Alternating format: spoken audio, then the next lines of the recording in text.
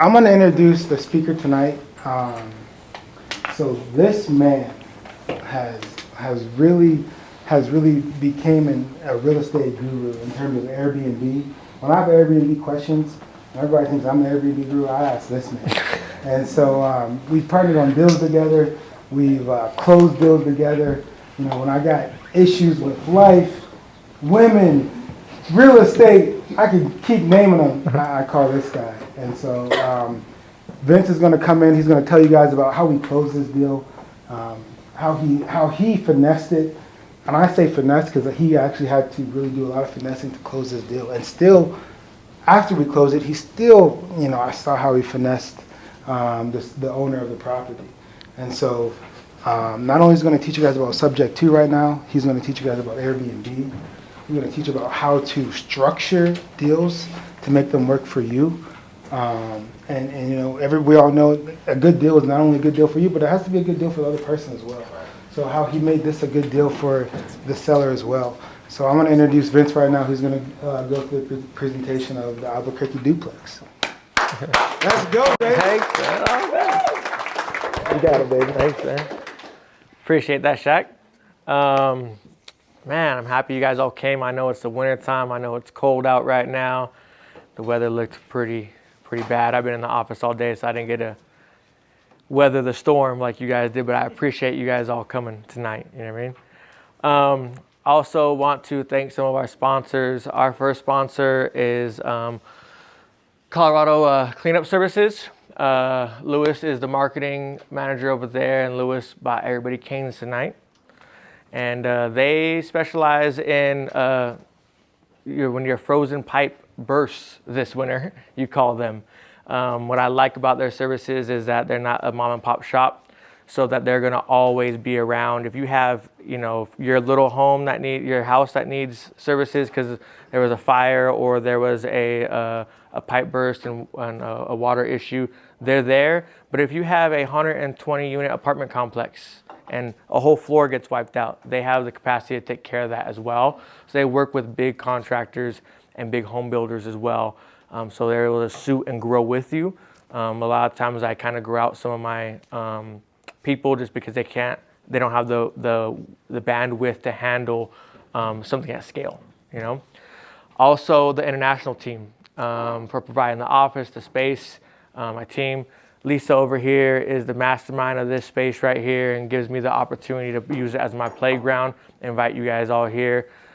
She's also a partner of mine and my realtor as well. So we own a couple properties together. So when you come to the international team, you get different languages for realtors, but you also get different problem solvers because I'm in the office, Shaq's in the office, you know, Bobby's over here, you know, the final four with Ray coming in on everything and stuff. So you really have a diverse group that thinks differently. So whatever real estate problem you come in with, you know, and no matter what language it's in, we can pretty much solve it.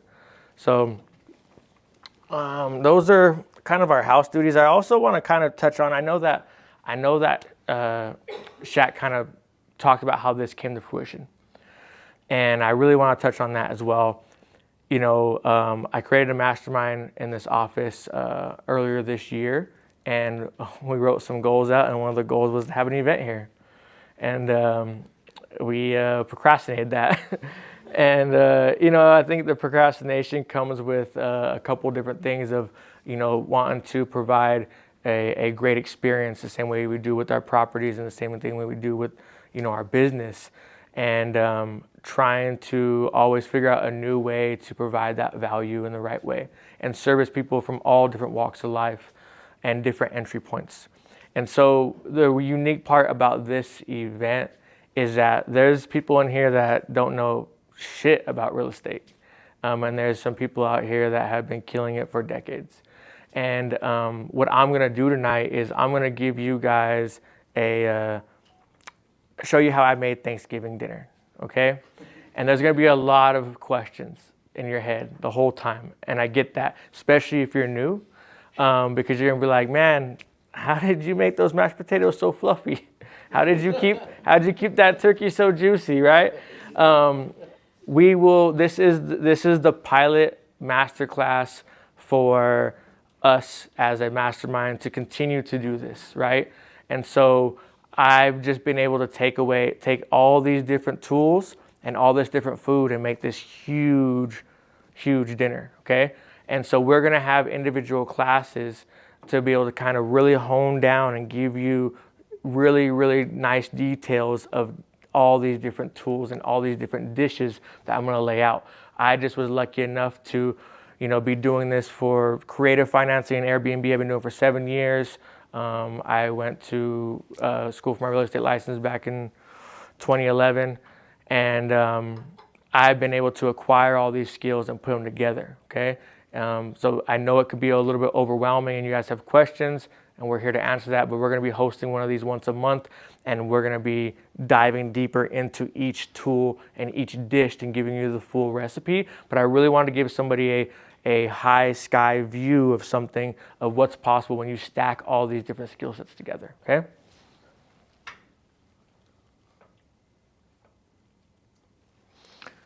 So specifically, I wanted to give you guys a case study today about the duplex that me, Shaq, and one of my other partners, Lisa, were able to accomplish on this. So when I say I in this presentation, I want you to know that I don't think I've ever done a real estate deal by myself.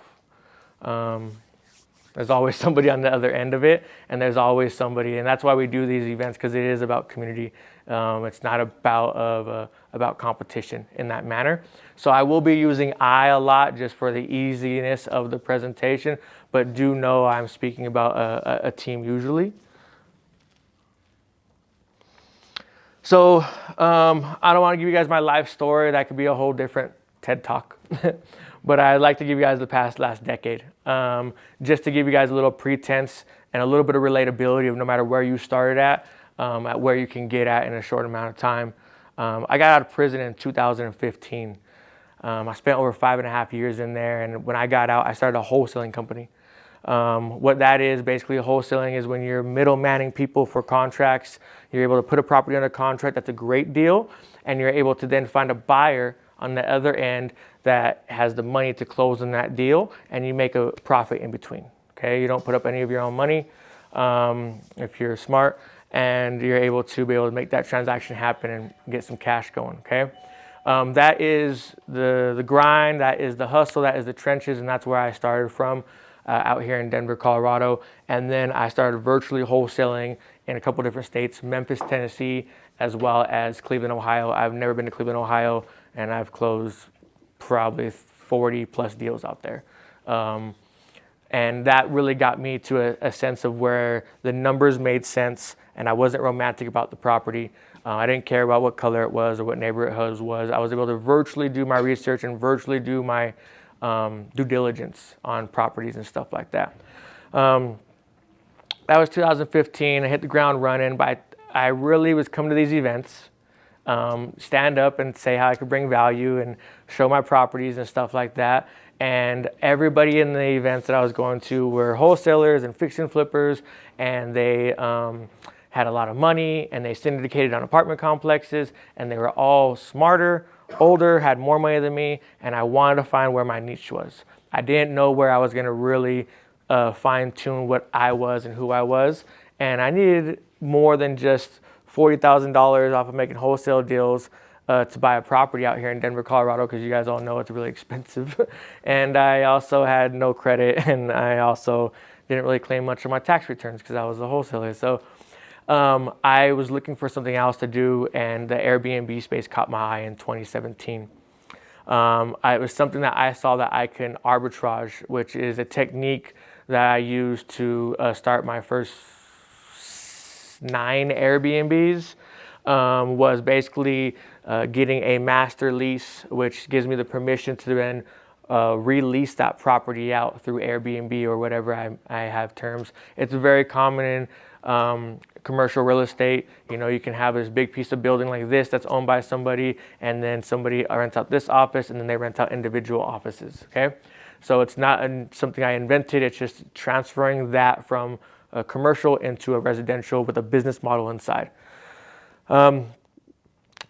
after I saw I could have the opportunity to that, and I had a very low point of entry. I opened up a bunch of Airbnbs down in Denver, and in 2017, I was doing over $350,000 in gross revenue off of about 7 Airbnbs, 6 of them located in downtown Denver, most of them apartment complexes.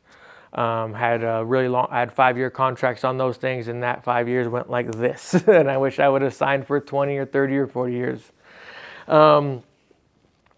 After 2017, 2019, well, I lied. 2019 is when I did all that.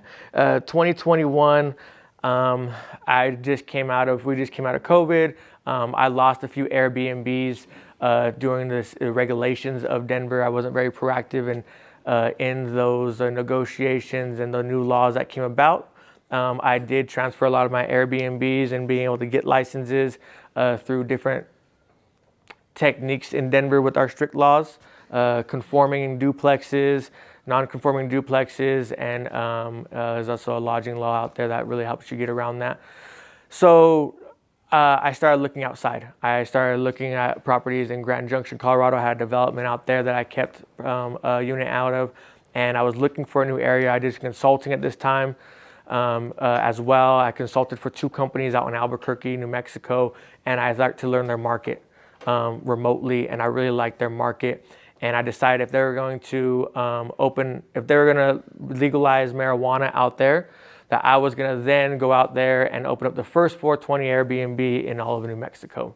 Because me and Shaquan had a great Airbnb in Arvada that was a duplex. It was a new concept to the Denver metro area where you can rent out both sides to one big family or one big group. I have a big family, so it played a lot to me. I think I actually hosted a family in this group right here at one of my duplexes. And so with that said, I was able to then wait, and once the laws passed out there in Albuquerque, New Mexico, I had a partner of mine did a very strategic, creative deal out there and opened up the first 420 Airbnb. I really liked it out there. I opened up another 2 out there. And then in 2024, I hadn't opened up a new Airbnb in probably a year, and I was looking to get out of Denver, and I felt like things were just easier and less stressful out of state, and I'm used to that. So I had started this mastermind, and I decided I'm going to take all my friends in my mastermind down to Albuquerque and convince them all to invest in a big old project out there. And 3 days before we went out there, that project went under contract. And so I had to figure out something new. So I was able to still be able to accomplish that project. And today I'm going to show you guys how I was able to turn, a property of mine that I had my eye on get not taken from me, but be put under contract and not available for me, to be able to find a new one in a very short amount of time and make it one of the biggest projects I had of the year. The agenda today, like I said, guys, it's going to be a lot of words that you might not understand. If you do, that's fine. Take notes. I will answer any questions at the end, or it will make sense later on. Today, I want to talk about the subject to method, because the subject to method to me is a very prime golden year for us right now with interest rates being so high. It's a very important subject that I think is low-hanging fruit right now for a lot of people. I'm going to kind of describe about what subject to is and give you guys some details on that. And then I want to give you guys an actual case study of something I actually did, not something that's hypothetical, because in real estate, hypotheticals will last forever. And anyone could talk about hypotheticals forever. The financial breakdown and the numbers of it. I think that's super important because the numbers is where you can get creative with things. So knowing your numbers is super important. And then challenges. We're always going to have challenges, whether in life or in business. And I think that's super important to overcome those and understand when to pull out of a deal and when to keep that fire burning and push through that deal and find out new creative solutions for that. And then, of course, Q&A. So what is subject to? Subject to is a method allows investors to acquire property by taking over the homeowner's existing mortgage. Okay, so we all know that there's usually a mortgage on a property. If there is not, that would be a different subject. That would be a seller financing structure. Tonight we're talking about sub-to, and that's going to be taking over someone's mortgage. The loan remains in the seller's name, but the investor takes responsibility of the monthly mortgage payments. Okay, so that's like the clean definition of sub-to, and that's just a tool. I want you guys to all know that all these different methods or all these different techniques are going to be tools, and you can't build a house with just a hammer or with just a screwdriver or a drill. You know, if you want to build a house efficiently, you got to have multiple tools, and you layer those tools and techniques and then make something awesome. So I want to go over some of the benefits and some of the risks, okay? With anything in investing or any entrepreneurship, there's always going to be benefits and there's always going to be risks. And what we want to do is we want to limit those risks as much as possible. And we want to, of course, increase all the benefits that we can for a project, right? So with some of the benefits, the highlights are going to be lower initial investment, right?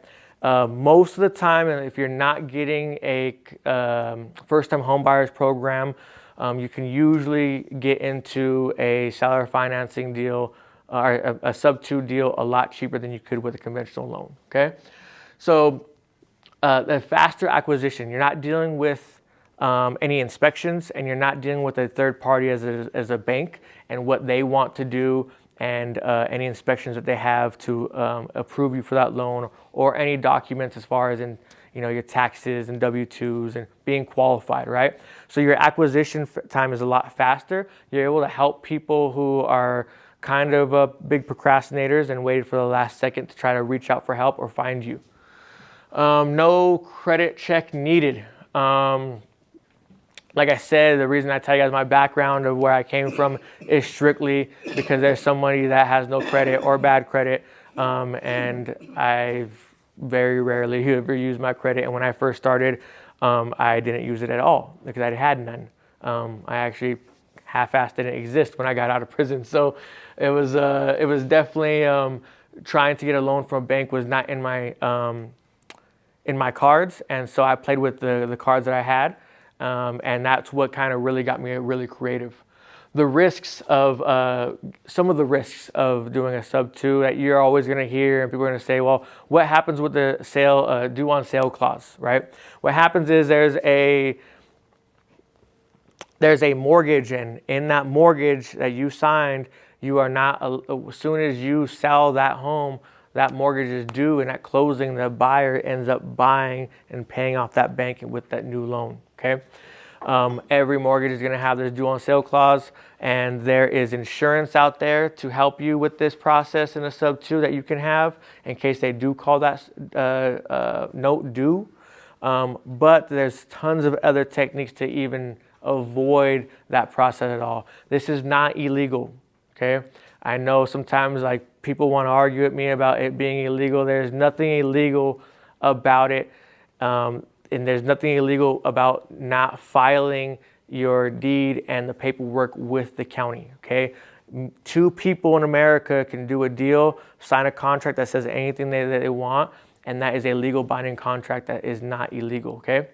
Now, are there things that we want to do to make sure that we are not having issues that we don't want to have from the bank? Yes, there is, okay?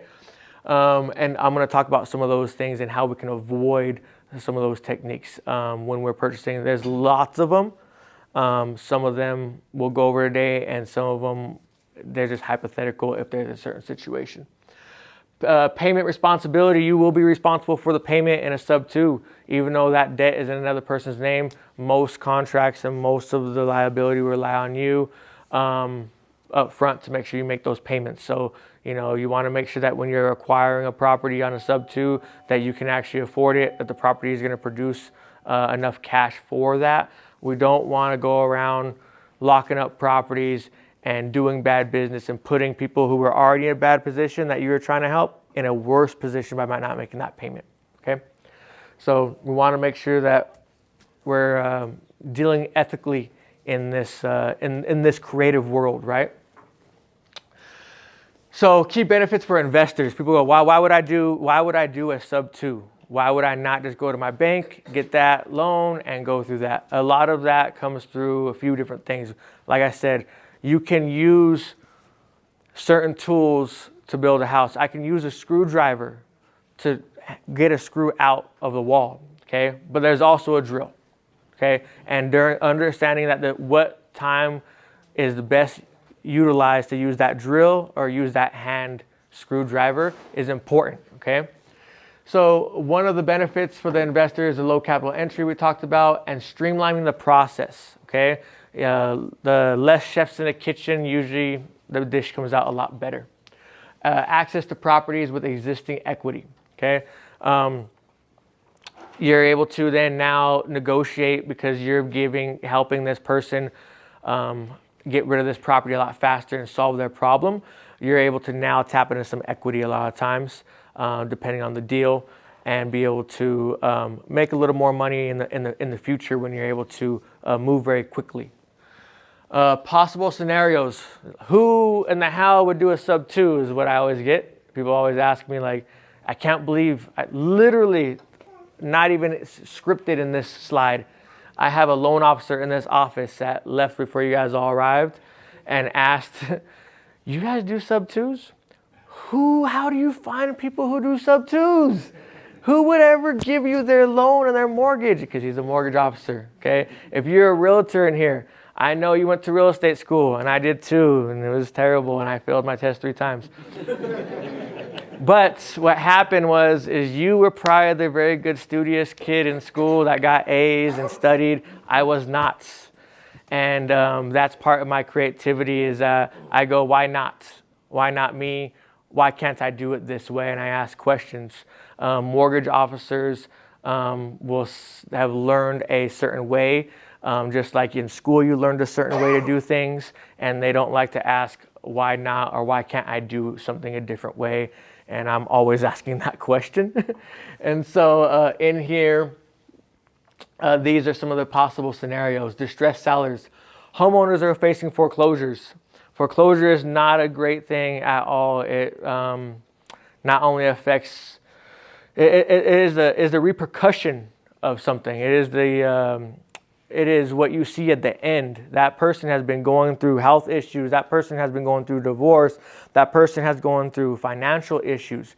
You're helping somebody when they're going through foreclosure that is already at the worst that they can be at, because the first thing you're always going to protect is your home. So if your home is unprotected financially, you're dealing with people who are in really tough situations. And so you have to be able to move quickly because they're procrastinating for a reason. But those are the people that you can help with a sub-2 that might not work in a conventional loan with a conventional process with two mortgage officers, 2 realtors, a closing company, and a bank, right?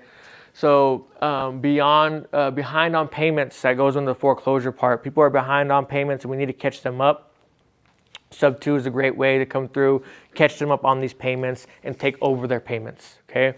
When you're at the bottom of the barrel, you're not really worried about owning the home. You just need a place to live. So if you can help that person, escape the burden of the financial burden of their house and get them into a safe, clean place to live, the equity in the home or them giving you over the payments, you're doing them a favor. And I really want everyone to understand, until you've worked with someone in foreclosure or you've worked with somebody and taken over their payments and gotten a little bit of equity, people really look at that situation like, oh man, like you're taking someone's equity that they earned, okay? I'm solving someone's problem, and when the thank yous that I get at the end of the day, tell me that I'm doing the right thing, okay? I've never had somebody come back on a sub-2 or a foreclosure and say, damn, Vince, you burned me for something, right? You burned me for my equity or anything like that, It's an exchange of value, and you have to understand the value that you're bringing with this method and this tool.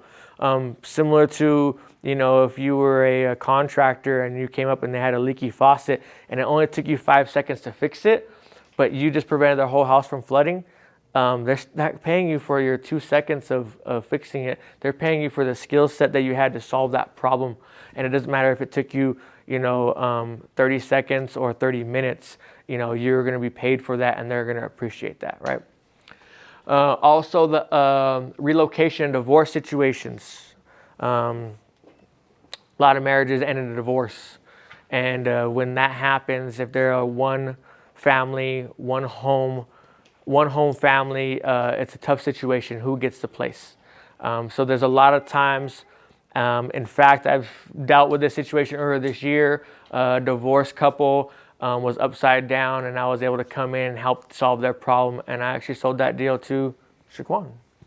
And that couple is super grateful to this day. I still in contact with them and will help them buy their next homes. But life happens. That's when we are able to come in and help people, is when life happens. Shaquan made a great point about, hey, Vince pushed through this deal when it was going to fall out. I've done deals with Lisa that were going to fall out, and we pushed through it, and Bobby. And that's kind of when the deal gets in my lap, that usually means that a lot of other doors have already shut. So I'm usually dealing with people who are I feel helpless. And when I'm able to solve their problem, it feels really, really good. And the sub-2 method has been critical the past year and a half of doing that. Being upside down is just a terminology saying that there's not enough equity in your house to sell in the retail market, that if you did, you'd have to bring money to the table, which I've dealt with this year as well. Realtor fees, closing costs will eat up any of the equity that you have. You think that you have $30,000, $50,000 of equity, and you put that $50,000 inside of a $800,000 house, and boom, realtor fees take that out real quick. So those are the times where I'm able to come through and help with that process. So when you're looking at, hey, who are these people that would be willing to give me this mortgage and keep it in their name and let me take over their payments, these are some of the scenarios. So this is the outside of the duplex out in Albuquerque. And I want to go over with how did I find it. A lot of deals I find are off market, but deals can be found anywhere. This deal was found on the MLS, surprisingly. I have a realtor out there that I have a geofence, and I get updates on different properties. And I've had that geofence for about 2 years, and I haven't really looked at many properties. This one came across my email, and it was a really crazy, funky design. I kind of put it in my back pocket to look at it later. So deals can be found MLS, off market, like we said, foreclosures, divorce, all types of walks of life. This is a tool, okay? Sub-2 is a tool. That drill, it can hang a photo. It can also put together IKEA furniture, right? You can also open up a bottle of wine, right? Just throw a screw in that thing and boop. So that tool, is how you use it. So there's not just one size fits all when it comes to that kind of stuff. So why did I think this would be a good sub-2 deal? I asked. I simply asked. And I think that's one of the hardest things that people have to try to get over is you ask. Just because it was listed on the MLS doesn't mean that person was not willing to do a sub-2 deal with me, okay? You have to simply ask. They'll go into details why I really thought the numbers would work for a sub-2. Any deal could work as a sub-2, but why I thought I had a hunch, and I thought I could provide value, right? Where could I provide value for this individual to make this deal work for us? How did I negotiate the deal? Man, that's part of this whole presentation. And it's going to take a while because there was a lot of ups and downs through that process that we're going to kind of go through today. But this was the property. It was listed at $659,900. It's a duplex, A and B side with one mortgage over it. It's not subdivided at all. It was listed as a 2-bedroom, 1 office, 3 bath on one side with a 1-car garage and a small storage unit, as well as a 2-bedroom, 2 bath on the other side with or 3 bath 1-car garage, no storage unit on that side. And this thing was built in 2021, okay? So to me, when I saw that new build that was up for sale and it had been the second owner of this property in the last 2 years, I said, well, let's see what's going on with this thing. You know, something got to be wrong with it. And that's what it was listed as, okay? That's not what I saw it as. This is the garage that has a storage room in it. And this is how, when I first walked the property, I saw it.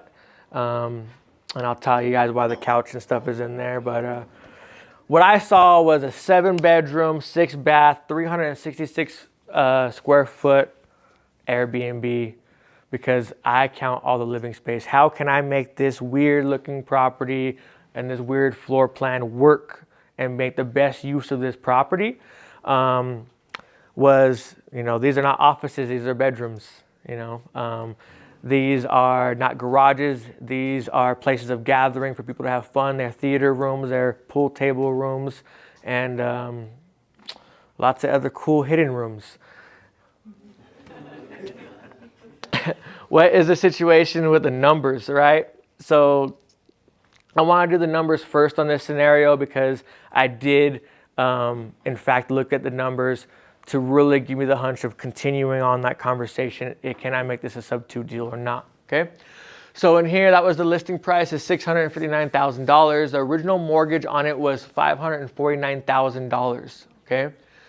And that was only, so this deal, let me give you guys a time frame of this. I think that we looked at this deal in May of this year. Okay. So what I saw here was that this person, this individual from those first 2 slides right there, what this tells me is this individual has only had this property for a year, okay? There's not that much equity, I'm assuming, in this property. And to me, when there's not that much equity, that's when I really provide value on a sub-2, okay? Because I can get in really cheap and I can save on those realtor fees and I can save on those closing costs, and I can make this process go a lot faster. Okay, the mortgage balance was $543,000. The mature date was 4/1/2038. Is anybody in here that's one of my more advanced real estate entrepreneurs see anything crazy about that mature date? Yeah. It's really short. Not even a balloon. It's just a 50. This guy got a 15-year mortgage. 15-year mortgage. That was very interesting to me. I'm a numbers guy, and that made me think, man, I can see myself in 15 years. I can't see myself in 30, I'm sorry. So I thought I could have this thing paid off really quick. The mortgage with the PITI was $4,487. Sounds like a real high payment. It's 2 units, guys. 2 units on a brand new build. You wouldn't see that here in Denver. Interest rate is a 7. Oh, that was the one that got me right there, guys. Sub-2 deals, I usually look for, you know, the 3%, the 4%. That's what I get excited about. The 7% was not exciting at all, and that was, but also that's why I want to mention, you know, the mashed potatoes don't make the whole meal, okay? 7% is, if you told me 7%, I'd say, man, that really sucks, but let's see how the rest of the deal works out and see if I made the right choice by taking on that 7% interest rate. The big kicker that you didn't find out till you got started on this deal was they had solar panels. $75,000 secondary loan I have on this property with a quite large payment of $556 and an interest rate of 11%. Sounds like a bad deal, huh? Mature date on that thing is 2049, so it's not anything special. It's stretched out. This project, and the reason that I have $75,000 solar loan is this guy put enough solar on here to power the whole block. He actually was in the solar business, so at least I know I have the best solar panels possible on this thing. But this is also for 2 units, so that, you know, $30,000 to $40,000 per home is not unusual in this. So, you know, when you're looking for how do I solve someone's problem, you have to be a detective, okay? And you have to look at these different things of like, How can I fix and solve this problem so that when you go into this conversation with this homeowner, you can really kind of predict where their pinpoints are at, right? As if you were a doctor. Owner situation, how can I solve their problem? Okay, so this person had that property listed on the MLS. Okay, so this person was already trying to solve their problem by listing this property they only had for a year. That was the listing price. I gave you guys the first mortgage. This is what would have happened if I didn't come in here. This is called a net payout sheet. Okay, this is if I didn't come in to this project and somebody else came and picked it up. This is what the homeowner would have netted. Okay, he would have walked away if he would have got his listing price. He would have walked away with $75,000 after all the fees. Okay, this property had been on the market for 2 months. Okay, probably wouldn't have sold for this price. Not only for the price, but mainly because of the design of this property. This property design, you can't. So like I said, it's A and a B. It's not subdivided. You can't sell one side off and keep the other. Okay, so who is your buyer? Who is his buyer? His buyer is somebody who wants to live on one side, rent out the other. Possibly. Very slim amount of people want to do that.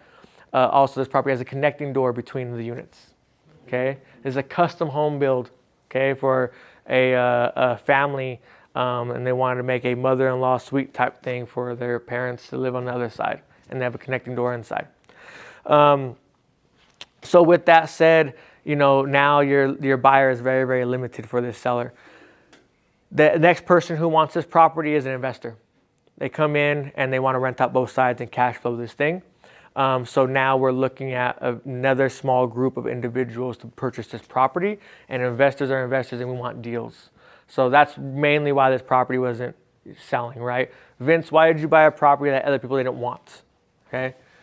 So this is what he would have made, and it's important. I just want you guys to remember this 75K part. Okay, that's part of solving someone's problem because he's already on the market. Okay, what does the owner really want at the end of the day? He wants to stop bleeding his over $5,000 a month for sure, and he also wants $73,000, and he wants his price. Okay. Those are the numbers. Once I speak to the homeowner, let me give you guys the actual human interaction of solving someone's problem with the sub-2. And with that process is these are the number problems, but what is his real issue? This is an individual who does not live in the property. This man started a solar company in Arizona, came out to Albuquerque to expand his solar company, and things didn't go right for him on multiple levels. He was using this property because there's a lot of traveling salespeople. And we're talking about door knockers for Kirby's and solar. He had a solar company. He would fly. He would have his door knockers come in from Arizona. They come out to Albuquerque. They knock for 2 weeks, make a bunch of money, and leave. He'd spend a bunch of money on Airbnbs. So he said, "I'm just going to buy a property. I'm going to buy a property. I'm going to stick my crew in there. We're going to door knock, and then I'll save me a lot of money. And this crew will then now be paying down my mortgage, and I will have a property at the end of the day by my own company paying it down." Sounds like a great idea. His business ventures didn't go well. For whatever reason they didn't go well, and he wanted out. He left back to Arizona, and he was trying to rent this thing out, which was a really hard thing to rent out. And he wanted out. So what are some of the key points of this person's problems, right? This is a non-occupant. Anybody who lives out of state that has a property, that is a problem if they don't have a management and they're not comfortable with that. So I feel like I have a solution right there. Also, this individual is on a time crunch because we have $5,000 bleeding, at least $5,000. We're talking about just a mortgage, PITI, and the solar bill. Vince, you got to talk about what really happened with him. Oh, the real? Oh man, you guys, that's too good. All right. I wanted to keep things very numbers and professional and give you guys the sauce of the things and not so much the weird, crazy details that happen in. Okay, but this man, oh man, this man's a character. This man started his solar company in Arizona, comes out to Albuquerque, gets into an altercation with his business partners. Must have chose really bad business partners. There was an altercation outside the property, and there was 3 gunshots that were shot outside that property. Okay, and I don't know who was all charged with them. I know that 2 people were charged with unlawful discharge of a firearm. Okay, so my seller is out of this situation, back in Arizona where he feels safe. 2 bullets, 2 bullets went into the property. They they went into the property, and I actually patched them. And yeah, so we had 2 bullet holes into the property. And so, like I said, the property when we found it was fully furnished. Let me rephrase that. Partly furnished. Imagine if you left 12 solar guys to go furnish a property. It was a lot of bunk beds. So he was packing these solar guys in like sardines.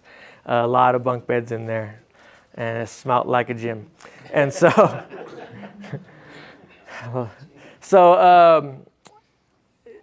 you know, I think what Shaquan was trying to get me to tell you guys is that you really have to dig that deep down into a seller and find out what their real problem is, okay? What happens a lot of times is they go, I want the money. I got to buy a new house. I got to do this. And I was able to build trust and build connection with this guy, okay? I cut the bullshit and I really built a relationship with this person to get the real story of why he really needed to be out of there. Because to me, I smelled bullshit a mile away. And what he was telling me and the situation he was in didn't make 0 sense to me. And so I think that he really took on that. I was able to sniff that out. I asked the right questions. If you want good answers, you need to ask the right questions, okay?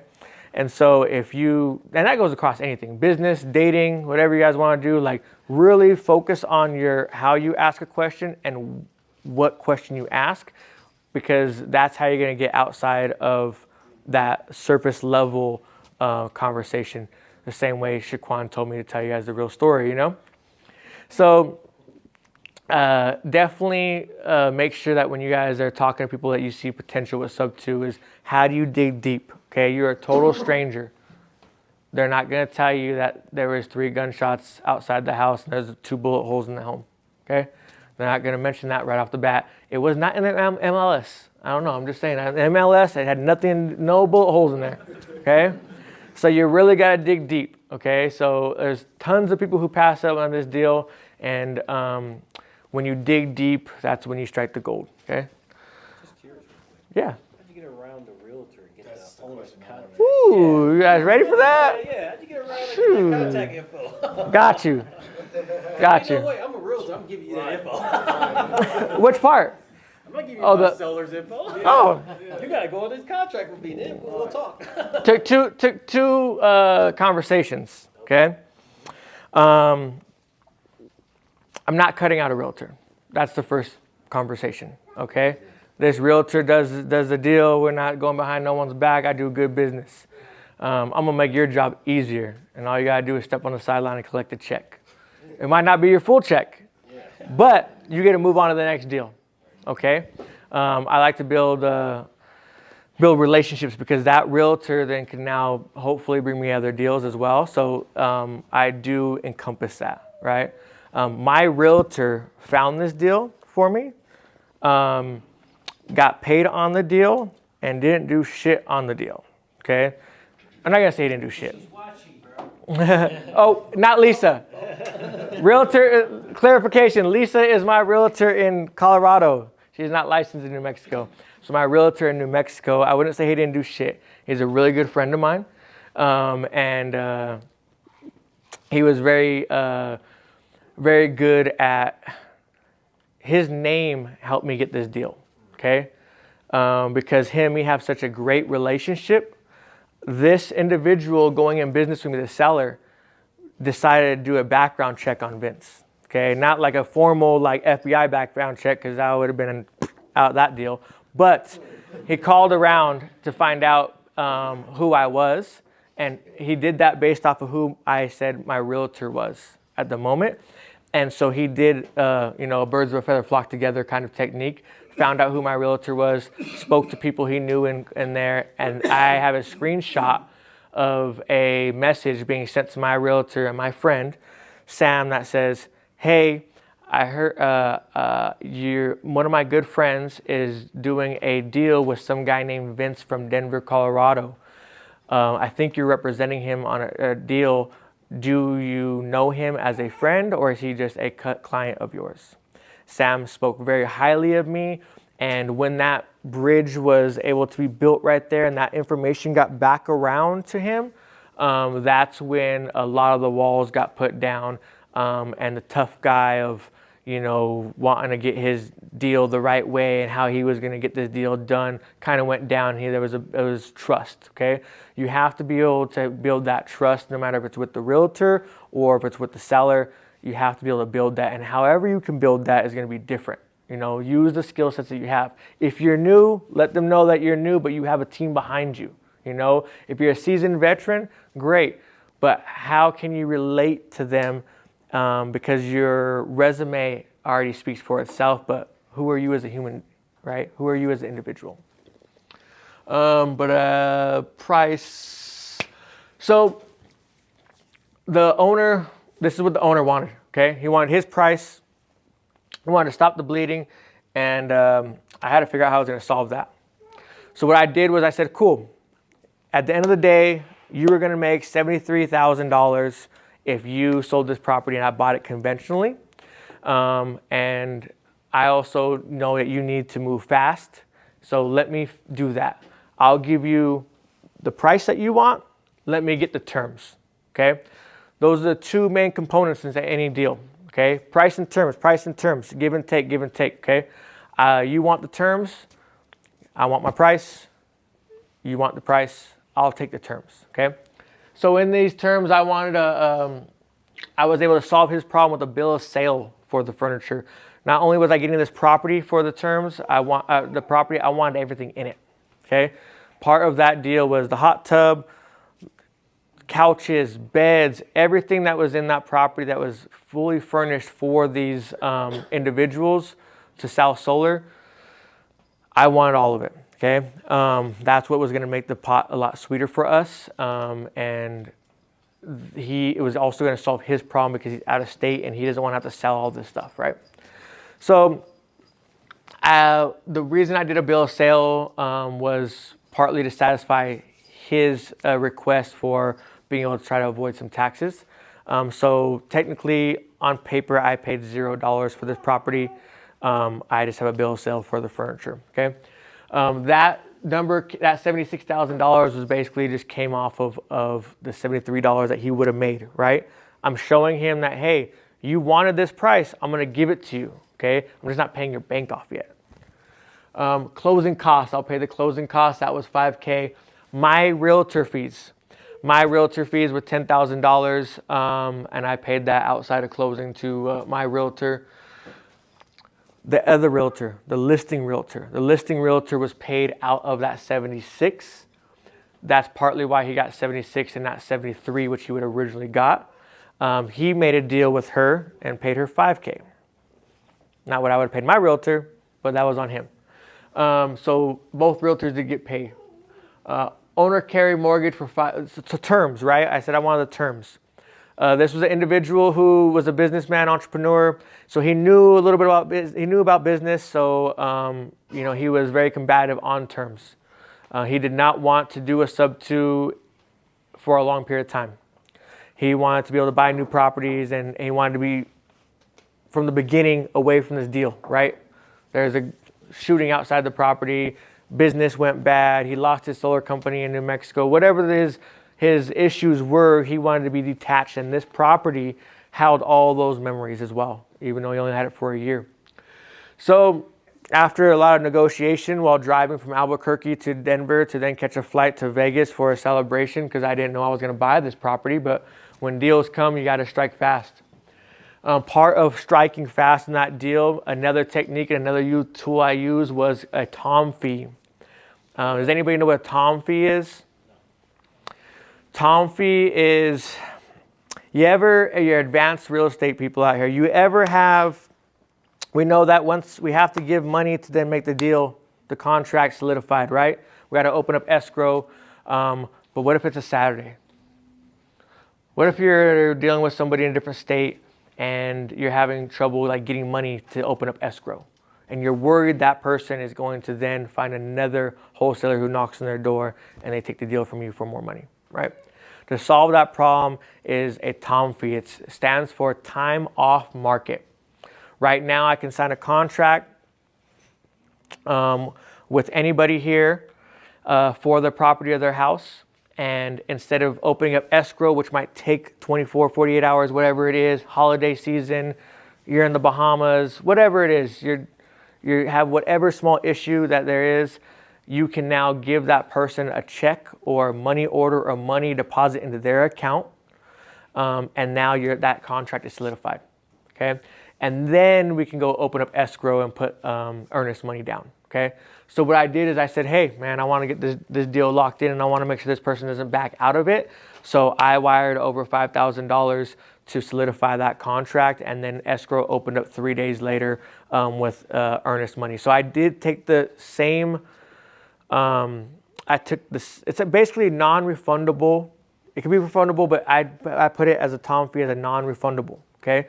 So I basically just broke up earnest money that might have been $10K. I gave him $5K up front and then put the other $5 with the earnest money. He felt really comfortable that I was a serious buyer, because I forgot to tell you guys too, there was another buyer that was involved. There was somebody else that was looking to try to do some sort of seller financing who was from out of state and had no Airbnb experience. Okay, so I was able to convince this seller that I was the right person to purchase it, because you're the debt, you still hold the debt. And if you still hold the debt, you need somebody who's going to be successful on this property. And I have proof of concept of this already by having the first 420 friendly Airbnb in Albuquerque that I have 3 years worth of numbers on, and I'm number one in Air DNA. So with that information, he felt a lot more comfortable selling it to me, which I was paying a little bit less than the person who had a higher offer than me that was from out of state but didn't have experience. So to him, I was solving the problem of, this might be your issue again in 2 years, 3 years, if this person doesn't make money off this property, right? So let me really solve your problem. So when we're talking about hurdles and all the different issues that came up and Shaquan thought we weren't going to close, it's because of all these small little issues that kept coming up of having to fight to get this deal closed. In a very small amount of time too. This isn't like, we're negotiating for weeks. This is like 4 or 5 days, but like multiple times a day trying to figure this out. So one of the ways that I was able to solve his problem with this sub-2 deal was the terms. I wanted the terms. We went back and forth. He didn't want to hold it for the whole 13 years left on the note. So what I was able to do was I said, look, carry it for 5 years, okay? And then I'll pay you $3,000 for every year after, okay? The reason that we came to this term was he wanted 5 years. He wanted 3 years. I stretched him out to 5. He didn't want to go any farther than that, okay? Cool. How can I get more time? I don't know what interest rates are going to do right now. That's why I'm trying to stretch this out as far as possible for the balloon payment, because I don't want to refinance out of this 7% interest rate to get back into a 6. Doesn't really make a lot of sense for me to carry that debt if I don't have to. So the only reason I'm refinancing this property out into my own name or to a partner's name or anything else is if they have a significant amount of money that comes down for that monthly payment. We don't want to carry the debt if we don't have to. So he knows that. I was able to work a deal with them and say, look, I'll give you an extra $3K a year for every year after that 5-year term, okay? Up to 10.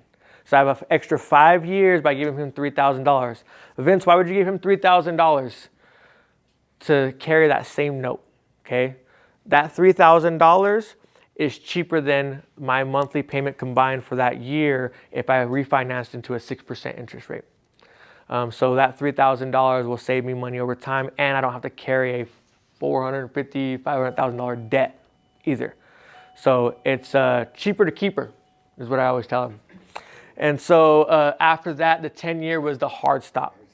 The 10-year mark is the hard stop. That's the balloon payment. I'm very comfortable with that no matter what interest rates are, because we are on a 15-year note, which is actually, when I acquired it, a 13-year note pretty much, right? So 10 years from when I acquire it, that means there's 3 years left on it. You know, whatever that interest rate is, I'm happy to do that. So solar, I hate it. It really can mess up a deal. A lot of homeowners think it helps a deal. A secondary loan never does.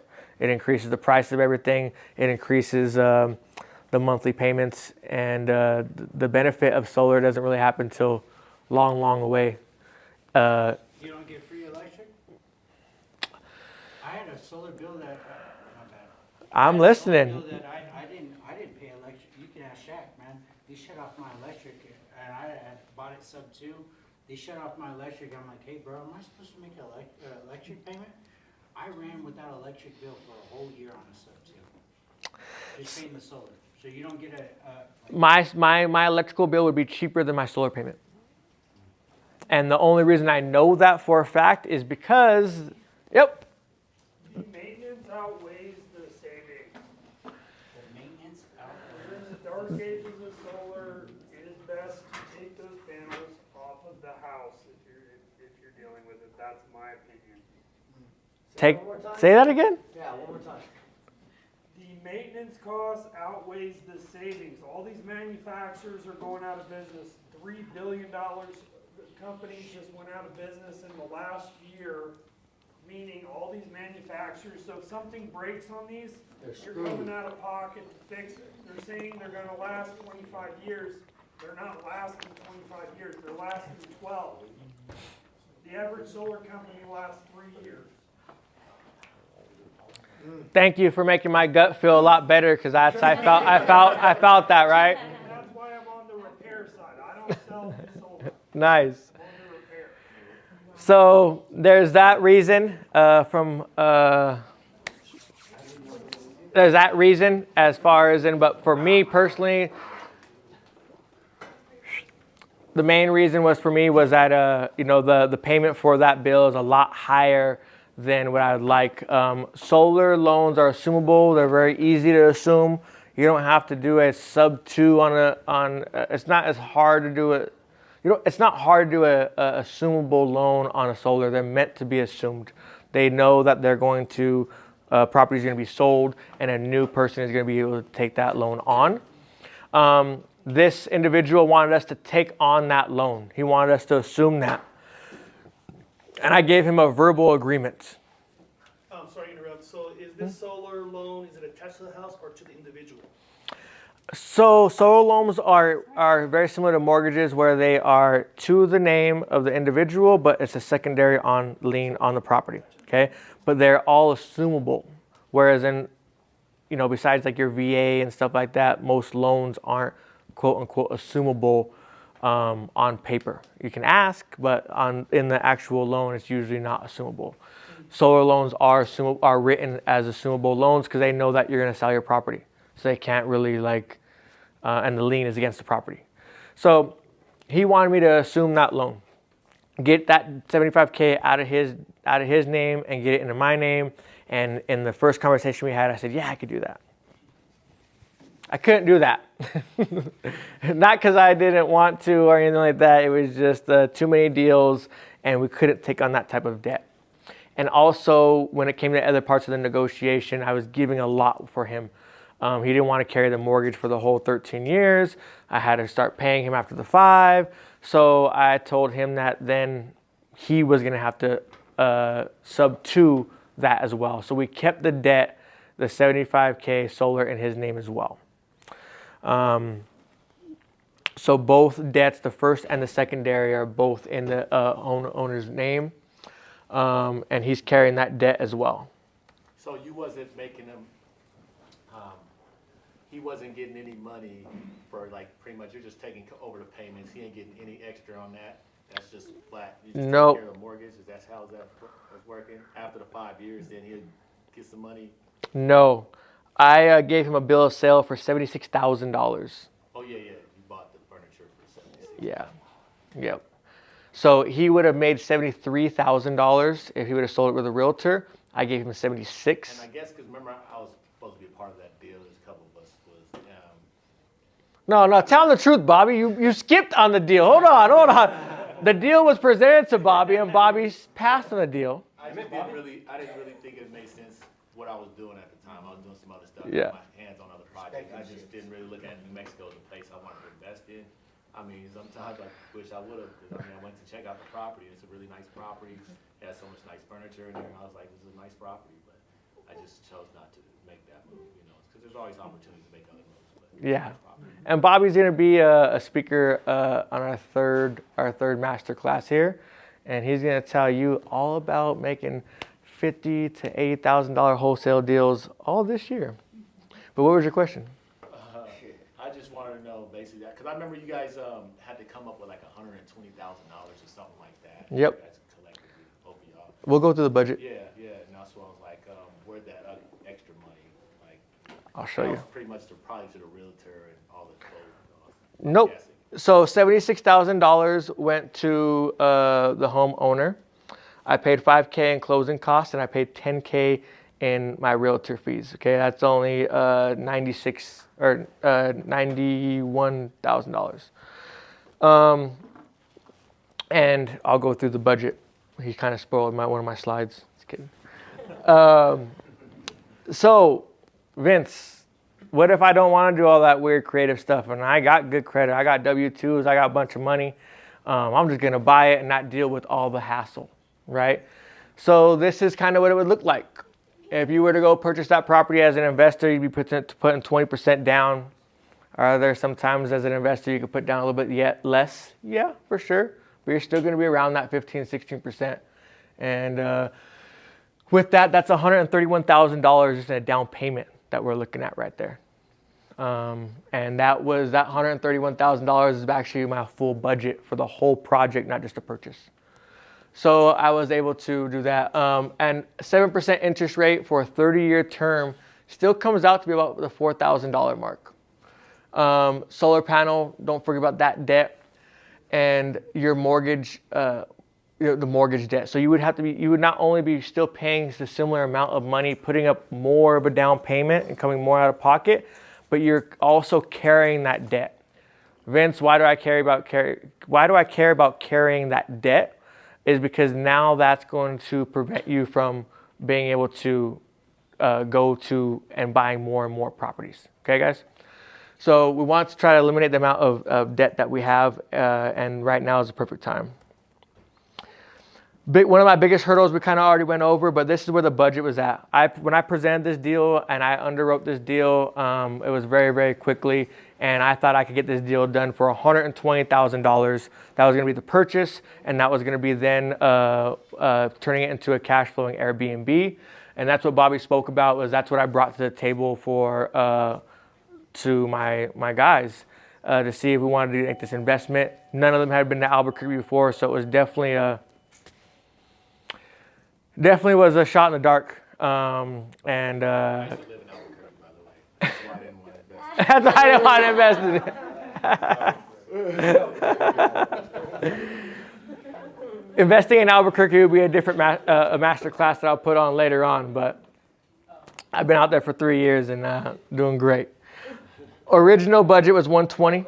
Oh yeah. Just a quick one. Yeah. So at this point in time, do you have contacts like contractors and builders in Albuquerque already? And they kind of gave you some numbers to put into the budget? No. Luckily for the budget, I was able to. It was a new build. It's only been 3 years. It was 3 years old. So I did have an inspection done. I paid out of pocket, and that wasn't not a formal inspection that you would get from a bank. That was basically me calling up some HVAC people, me calling up some roofers, and sending them on all over there and paying out of pocket to make sure that there was, even though it was a new build, I still wanted to make sure what was under warranty, what wasn't under warranty, were those warranties transferable, and was this property built the right way, right? It's transferred homes 2 times in 2 years and it was just built. So I have to go on the premise of there's something wrong with this, right? I didn't see anything wrong, and there hasn't been anything wrong, really, but, you know, I wanted to make sure. Could it be a location thing? I mean, I know about the situation, and it was within his business partners. So it was a domestic situation, kind of. And that's why he wanted to leave, you know. So it wasn't a neighborhood thing, but it was still bullet holes in the house. Did you find those bullet holes? Because I don't remember seeing them when we walked past. I didn't either. We found those bullet holes later, actually. So one was in the master bedroom that came through the wall. I'll show you what room it is. I have a picture of the room. But yeah, I didn't see it when I first bought the property. I mean, bullet holes don't really look like they come out of the back of your body all huge. They was just in a house, so it just kind of was really small. But it had chipped the side, it had cracked the side of a glass to the bedroom. And that's when I was like, huh. And the hole in the wall was tiny. I didn't realize it was a bullet hole because it was so small. Why wouldn't they get it fixed? I mean, like, that's an easy problem to get fixed. If they would have got it fixed, would you have been able to negotiate the way you was able to? The bullet hole really wasn't a key component of my negotiation at all. It really wasn't. It gave you insight about a shooting happened at the play. It gave me an insight on the person, why he was not there no more, and that, I think, when it wasn't the actual bullet hole, but a bullet hole is the result of something else, right? So what was the situation and why are you running from it, and how can I solve that problem, right? Patching a bullet hole, you know, is only going to put a Band-Aid on the wound when you can find out what is the cause of that bullet, right? The original budget was $120,000. I blew the budget. We spent $130,000. That was totally my fault. I did some really cool, crazy stuff to this thing. And also, I wasn't planning on a project, so I had vacations and trips planned on, so the project took a little bit longer. And when you buy a home conventionally, you have a free month of no mortgage. I didn't. We had to make that payment right away. So that was another $5,000 that I really didn't budget in there when I was running my numbers. So this is a before and after. So this is a storage room inside of a garage from that first picture that I showed you guys. And this is something that where I show you like what I saw as livable space and what I saw to be something that I can make better. This was a very small area. It's about 125 square feet, or that's 96 square feet in there. And it's just a storage room that's attached to the garage. And so what I had done in there is I made it a speakeasy. I put a IKEA closet that I found inside the home in front of the door, took the door hinges off, and I'll show you. When you guys see the slides that come through, you'll see like the door that it goes into. But I made this a lounge area. Those are $1 bills. Those are inside the epoxy floors. I epoxied all the garage floors. In this room, there's $1 bills. And in the theater room next to it, there are Pokemon cards. And that's a Pokemon theme. Does it make money? Great, Vince. You bought all this stuff. You did all this work. You overcame all this stuff. What is it all for, right? On the right-hand side was a booking from September. It was my largest booking. It was a group of individuals coming in for 31 days. They booked for over $9,000. They stayed for 31 days. The mortgage I took over, of course, so it's $4,400. The solar payment is $565. Utilities is around $300. The reason I have utilities still is the solar panel is connected to one side, and the other side hasn't. They're on separate meters, so I have to connect those still too, because his plan was to put solar on both roofs. So I'm going to be converting that, but right now I do have a electrical bill on one side, and of course gas as well as water. The cleaning for that stay was $250. The insurance is included in the mortgage, PITI, but I also have outside insurance for that property, which is called short-term rental insurance. And then there's a total cost of $5,802. So with a net profit of $3,400 for the month of September. October, we did closer to 12K. We did 11.3. It was also Balloon Fiesta out there. I was able to get that group that came and stayed out in my property to rebook for another 3 weeks at the end of October. And was able to then do that offline, right? So that $9,000 booking was not what they paid. That's what I was able to make. I was able to convert that $9,000 back into a new booking for 3 weeks directly for another 5K at the end of October.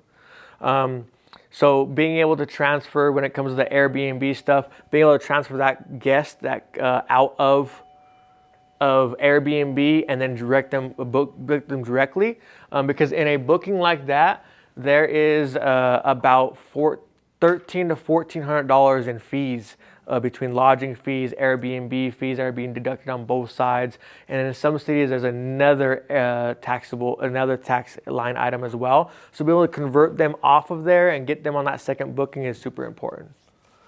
How can I learn more? Because everybody just got a bunch of information. And you might not be able to use any of this right away. But like I said, I wanted to make you guys Thanksgiving dinner and be able to show you what my team and the people that I'm around are able to do when you stack those tools on top of each other, okay? If you guys want to learn more about those individual tools, make sure that you guys sign up onto our Google form right here, and I will be able to get you guys information on the next masterclass where we can take a piece of this project as far as in just Sub-to, just Airbnb, just wholesaling, and really how to create the right Airbnb, how to cash flow the right Airbnb, how to design it, all those things I can break down into real detail that you guys can actually digest. Maybe some of the more advanced real estate people in here got some good golden nuggets. I know anybody who just started probably got a lot of questions. But if you got, I don't want to take up all of your guys' time. I told you I'd keep you guys until 8. I'm welcome to stay. If anybody has questions, just raise your hand and we can get with a Q&A. If you have to go, it is about 8 o'clock. You guys are welcome to leave whenever. Please get some food and some drinks too.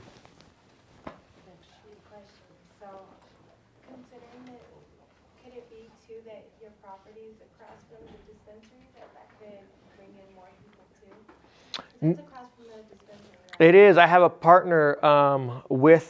partnership with the dispensary. What I also failed to tell you guys was because of this property, I was placed in a magazine for this property by being the largest 420 Airbnb. So I am in the community out there with the cannabis industry. And they wrote an article about the things that I've done out there in Albuquerque and stuff. The cannabis community is really good with me. I work with that dispensary. That dispensary does not make or break my business model at all. That is something that you can do with anything. There's a bakery catty corner for me, and I make sure that I make relationships with them to then try to give my guests the best experience possible.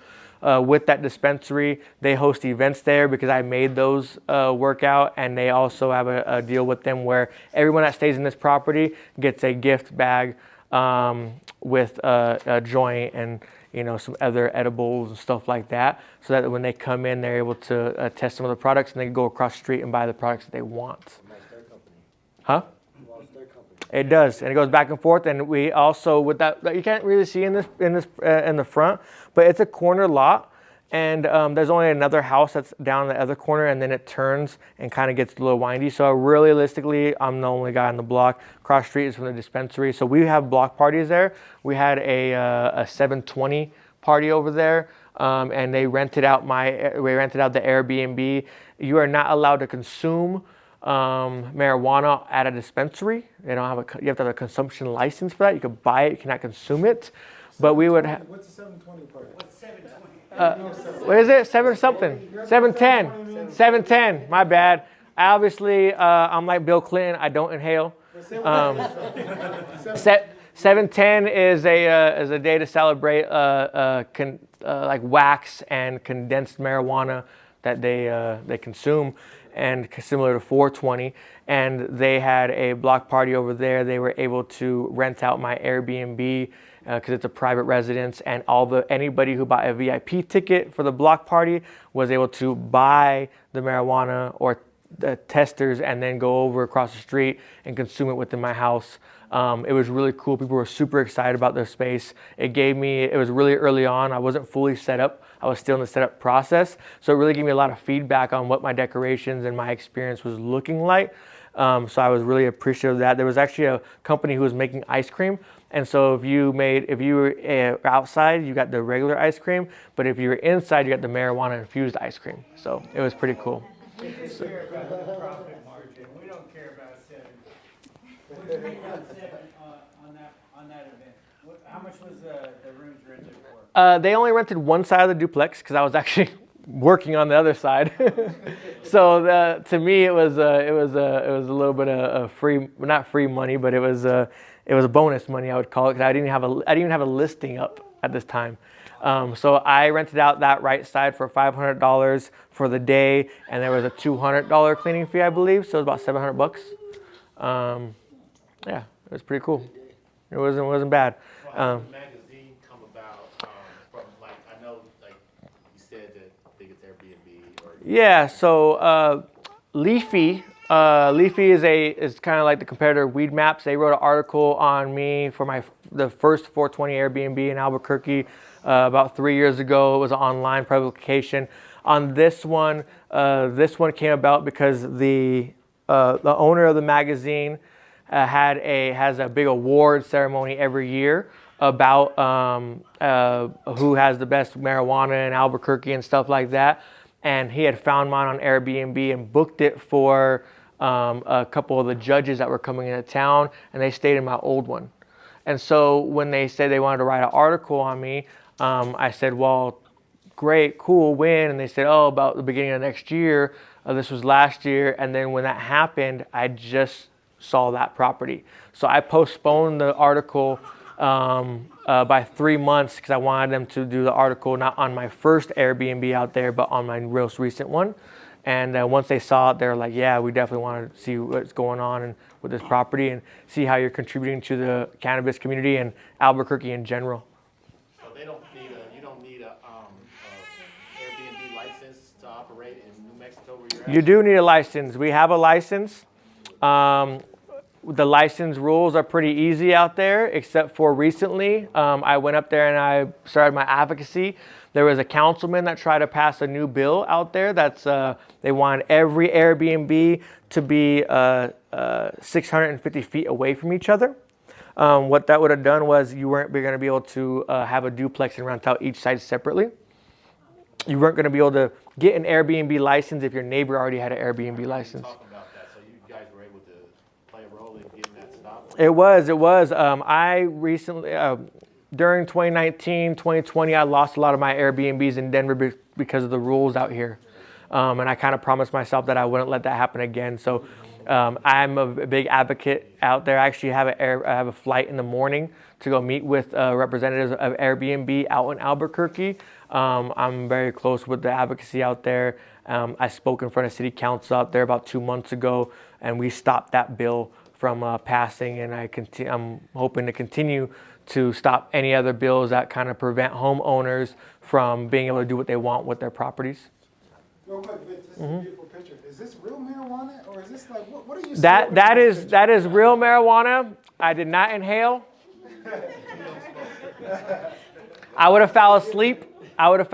In there if I would have inhaled that marijuana. All it does is put me to bed. And I had a lot of people who know me. I posted that picture, and they all told me, they go, "Oh, you're a poser, Vince. You're this, that, and the other." And I said, I used to sell crack. I didn't smoke that either. So, the 50th Law is a great book. 50 Cent isn't really a big drinker, and he always walked around with an empty champagne bottle, So there you go, So I just want to provide people of all walks of life a place where they can do what they want to do. And I feel like if I'm going to supply wine glasses and I'm going to let people drink alcohol in my properties, that I want to provide a safe space for people to consume their marijuana as well, even if that's not a passion of mine. So I also supply bongs and rigs and pipes inside the properties as well, to all the properties, so that people don't have to carry around that glassware and stuff like that. First of all, I want to say thank you everyone for getting together and coming talking about midterm rentals. My question is, how do we plug and play? Everyone's on a different path, new real estate agent or investor. So how can we actually plug in and start playing with y'all as well, partnering up? There's a lot of experience here, and we heard what you're saying, but how do we come together for the next mastermind? And we know, hey, I want to partner with you, I want to partner with you, and actually get into this. Right now, my team, we're trying to upscale. So what is your solution for that in this mastermind? So basically what I wanted to do here, as I showed you the capabilities that I have and the capabilities that I have in my network and my team here at the office. So if anybody has a deal that you can't solve on your own, don't wait for the next mastermind, give me a call, right?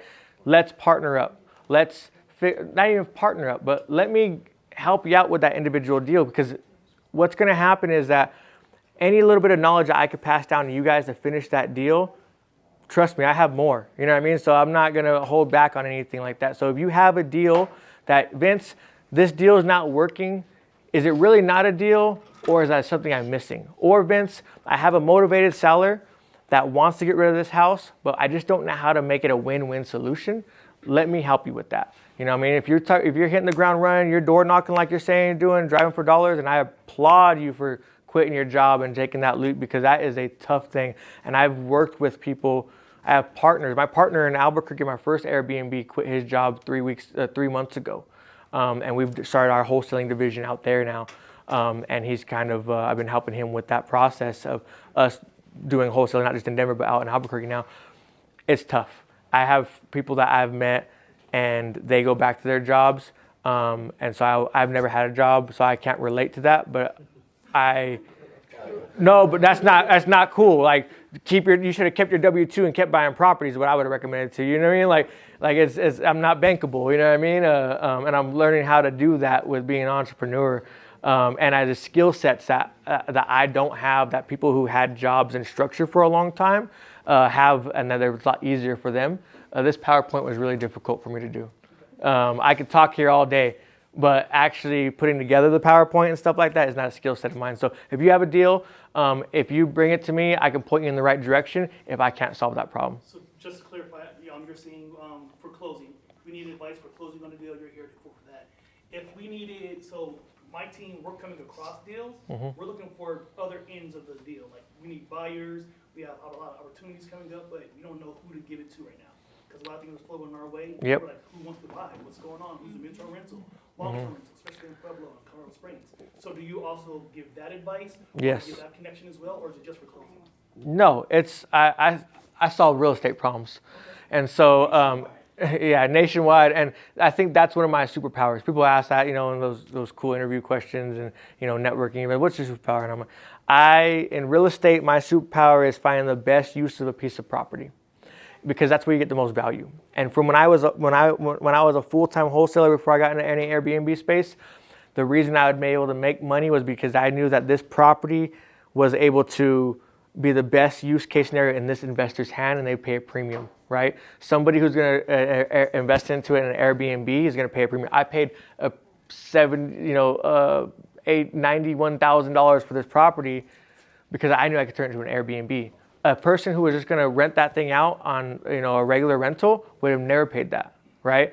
If you got somebody who specializes in assisted living homes, they're going to pay you a premium for ranch-style homes because they can't have stairs and they needed those 5 bedrooms, right? So being able to maximize those properties, that's kind of what I do. So I can point you in the right direction of investors that will pay the premium because that's what they're looking for.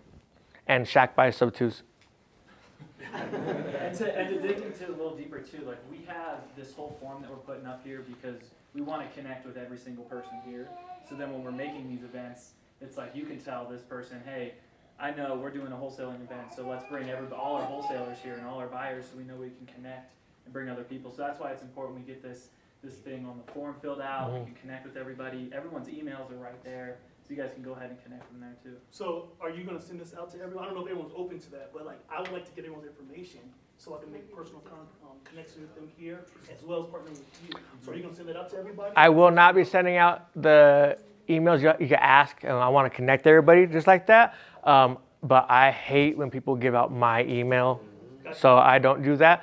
But the way you make a really strong web is interconnecting people, right? So it's not like a us and you guys thing. This is how do I make my web stronger? This whole office and my whole mastermind is based. Nobody in my mastermind that helped put this event on knew each other before I started the mastermind. Besides me and Shaq. You guys met one time at some networking. They didn't know each other. Rock band bar, you don't get it. Exactly. The only reason they know each other is because they were the only two black dudes at the event and they nodded at each other. Okay, that don't count, all right? But right now, when I'm not in town, if I move or I pass away tomorrow, these guys are connected and they're gonna do deals with each other the same way they've been doing, and they're gonna keep that connection, and I'm very, very proud of that. And so I like to be able to put you in the right hands with somebody, and that's why we do that in the beginning, because I want to know what is somebody looking for and what does people have, because I know that if I connect these two people together, they're going to come back to this event, and they're going to be like, damn, Vince, thanks, I appreciate that. You know what I mean? Thank you. Well, I'm open to the other floor. I'm open to connect with any and everyone here. So if you want to talk, please let's talk after this. And you guys are welcome to stay here as long as possible. Where are you working out of? Denver, Colorado Springs, Pebble? Where? Denver. I'm doing everything in Colorado. But I'm working out of Denver, Okay. Colorado Springs, and Pueblo. Yeah, we definitely got to tap in. Any other questions? Yeah, I got like 2-3 guys that are same background.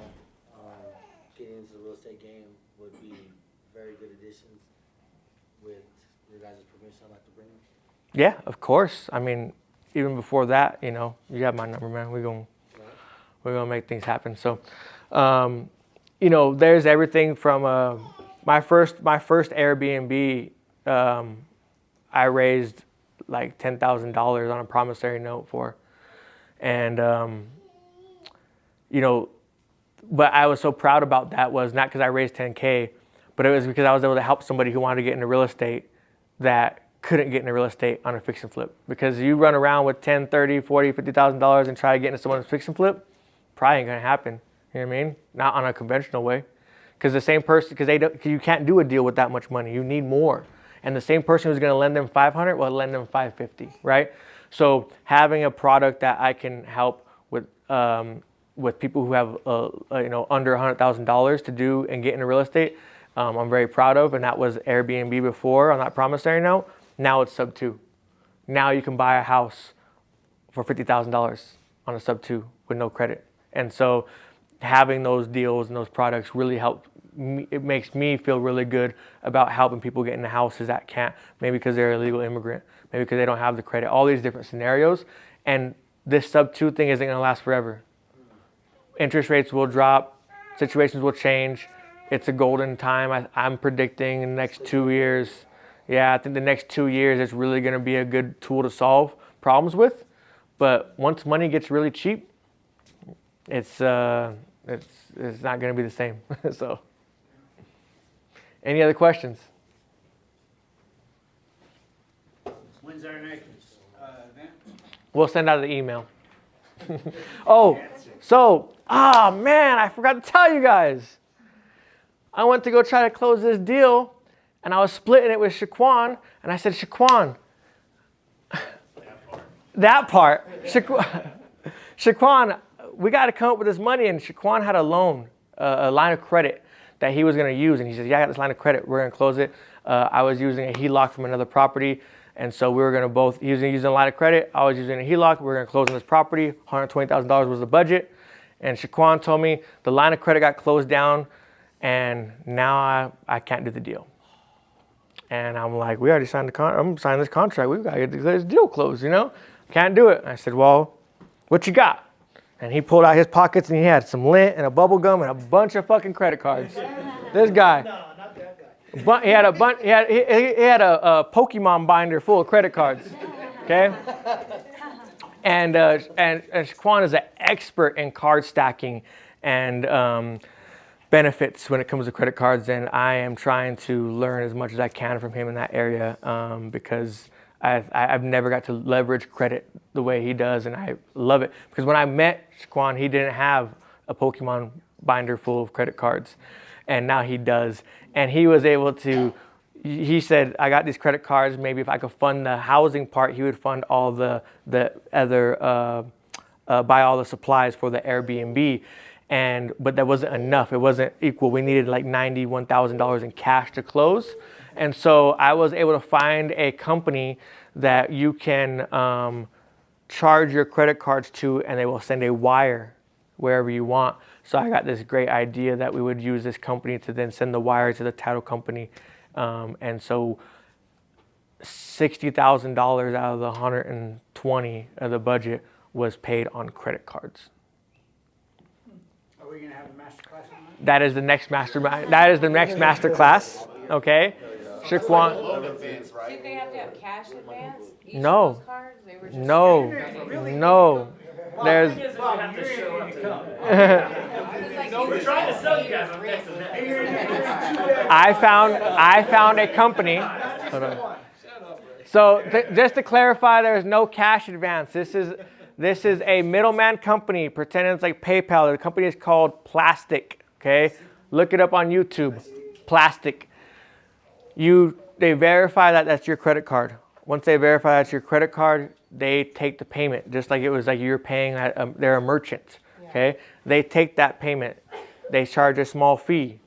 They then take that money and they send a wire to where you want. So we sent the wire to the title company. Okay, you can send a wire to your bank account. If your credit card doesn't have cash advance, and you said I really need cash for whatever reason it is, and I'm willing to pay the small fee, then you can send a wire to your own bank account. I never heard of that. I know. I've been with you guys all the time. I've never even heard that happen. You don't listen. Because we were just thinking about that the other day, like you can't pay rent with like a credit card.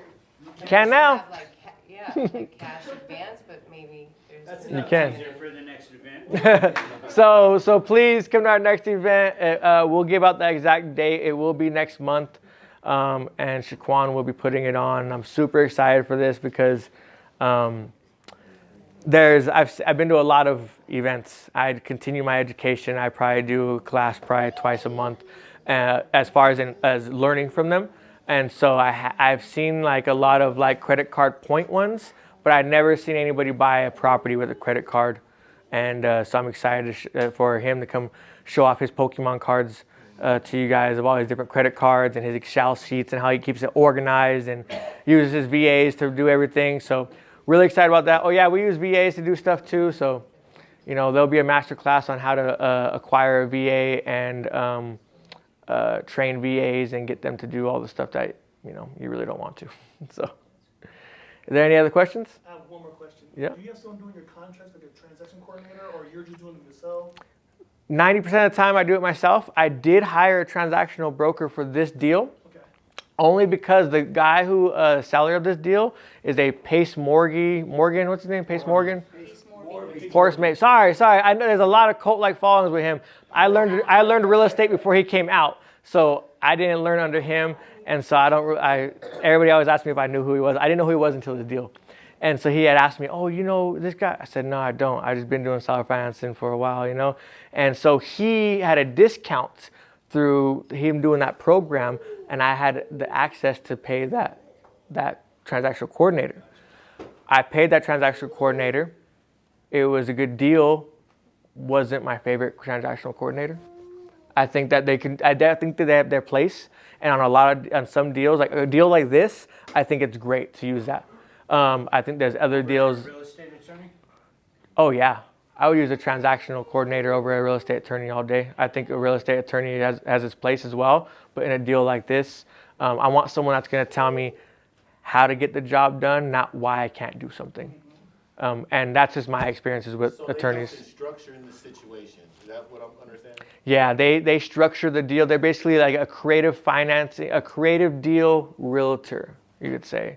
You know what I mean? They are the buffer between the title company and the Sire and Valor. So you just had the But- idea of, I need to acquire this property, he wanted the price and all this stuff, so you thought about bringing in a person like that to help? I didn't. I had never used one before, and I didn't bring them in. It was during the process of us already going under contract that he offered and said, "Hey, I already had a contractor drawn up by my transactional coordinator because of the other deal offer that was already placed in on the property." So he's like, "She's already done the paperwork under similar terms. Would you like to use them? You would have to foot the bill." And I think it was what, $2,000? No, I hope not. No, I think it was less than that. I think it was, the, 1,200. no. Oh, the one that you had was two. So the one that you guys had was at one time was 2,000. This one was way cheaper. It was wrapped up in my 5,000 closing costs. So that closing cost was with the transactional and then everything with the title company and stuff like that. That's what that was wrapped in. And it was actually 4,200. I just rounded to 5. Right. Simple plug, my wife's a transaction coordinator. Ooh. In the house. Ooh. So I know a lot about it, and she's doing all of our deals right now. She's overwhelmed. She's quit her job soon because she's like, I can't do my W-2 and do this, so we want to need a transaction coordinator in Sub-2, top tier TC. My wife is one of them. Like, should have brought her.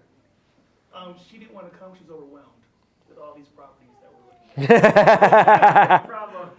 I hear you on that. I hear you on that. Is there any other questions? Is there anything that you would say, hey, I can't find that information. I would love a masterclass on. Because there's lots of stuff on wholesaling. There's lots of stuff on some of the sub-2s and stuff like that. But if there is anything that you guys like are really like, there's not that information out there, please let me know. Just because sometimes I have a skill set that I don't even realize I have. I mean, I don't know. It's one of those things where I just didn't know that it was cool, you know? And so there are like weird things I forgot to plug in our next masterclass. I forget things sometimes, guys. So if there is that skill set that you guys are looking for, please let us know. And we look forward to hosting you guys all again. And we will probably keep it at this venue, and we will keep it limited seatings. I like the small, intimate vibe. I like to be able to meet and greet people. I want to be able to shake everybody's hands in the room. I'd rather have multiple classes than to have one big, huge stadium, you know? So. I got one last thing to close out. Thank you guys for all coming out. I know I invited a lot of you guys out here. I appreciate each and every one of you. Vince, thank you. You did a hell of a presentation. You're a hell of a partner. This is a great guy. Send him your deals. Reach out to us. Let us help you out any way we can in any form. Right now, we're going to shut it down. Not necessarily shut it down, because we might turn it up. So we're going to, if you guys want to stay and hang out, we're going to have a few drinks over here at this little bar area over here. So if you want to stay, turn up with us, get to know us. I would say right now would be the time we start networking and get to know these other people in the room, because it's really about not us up here talking to you. It's really about who else in this room can you do a deal with. Everybody in here is a real estate. Somehow you either want to be in it, you're in it, you want to do something in it. So take this time and meet somebody. At least before you leave out of here, you should be getting somebody's email, like he said. You should be getting somebody's number. So spend this time and use it wisely. And please don't leave out of here empty-handed without a phone number or an email. Thank you guys. We appreciate you coming out. For sure.